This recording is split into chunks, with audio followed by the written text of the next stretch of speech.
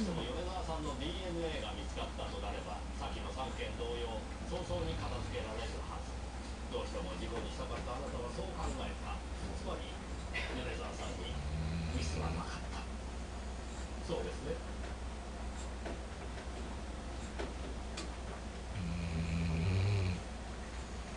最初はただ鑑識として間違いのない仕事をしようとしてただけでした。